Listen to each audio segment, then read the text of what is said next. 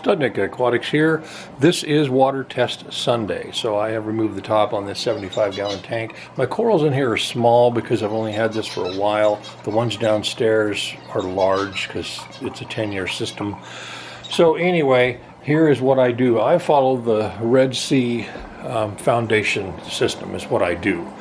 And you can actually go to redsea.com and you can punch in your size of your aquarium, how many gallons, on for saltwater corals, and it'll actually print out a recipe basically that tells you how much of each thing you need to add, you know, and a week. It's based on a week or a month or whatever. So anyway, that's what I did, and I figured this at 90 because I have a 75-gallon plus by the time you figure filtration. And so I'm old school. I know you can get apps for this, but this is how I've been doing it, and this is my test I do. This is pH, this is your rate, this is the date every time I test it. And then I have ammonia, nitrite, nitrate, and then I have phosphates, calcium, carbonate hardness, and magnesium.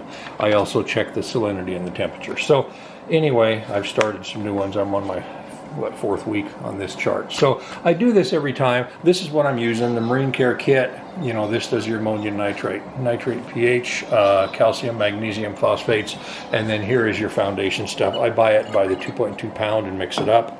Calcium, alkalinity, magnesium. I also add iodine and coral nutrition. So the other thing I do is I test the pH two different ways. I do it with that and I do it with this and compare. And then I also have a refractometer that I use for my salinity. So that's what I'm doing. I need to get some water in here and start doing my test. So it is water test Sunday. Okay, moving right along on my water test here, and basically with the Red Sea ones, I really like them. I like the consistency of them.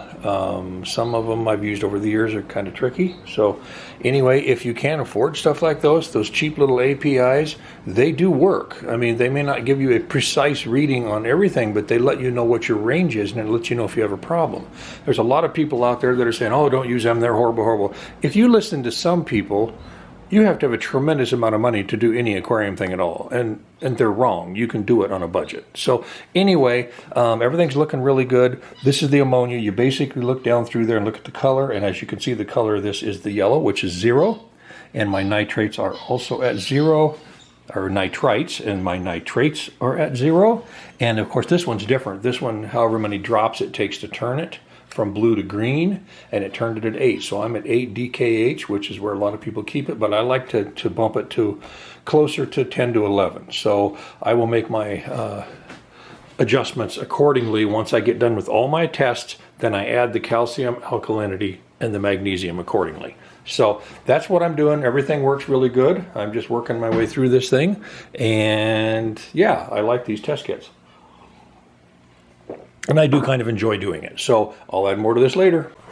Okay, my testing is basically done. My pH came out at 8.1, which is pretty good. Not going to do any adjusting there. My ammonia come out at 0. Nitrates are 0. Nitrites are 0. And when you get over to this one, my phosphates is still working. It's over here. And that's this one up here.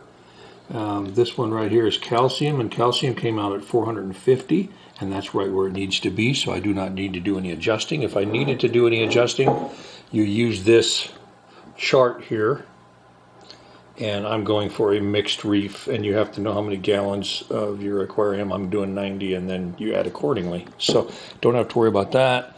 My carbonate hardness is actually at 8. I would like to increase that from 8 up to 11.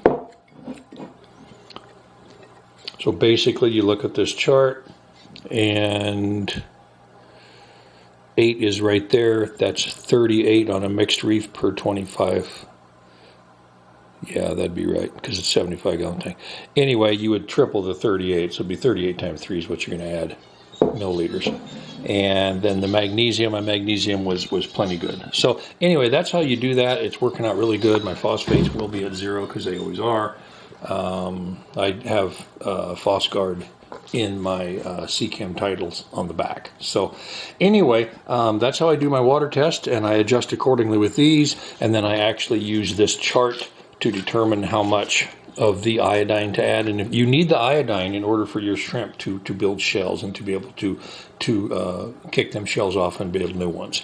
And then so if you look at the iodine, I do 2.4 milliliters a week. And the other thing that I add, I don't do the algae prevention, some of those I've got that covered on my own. The Reef Energy Plus is 3.4 milliliters a day. I lost my focus. There it goes. So anyway, that's how I do my water tests on Water Test Sunday. Some people would probably say you don't have to test that many things. It's like, well, that's what I do. And then I adjust accordingly every week. So I also do a 25% water change once a week. So everything is working really well. This is Studnik Aquatics. Thanks for watching.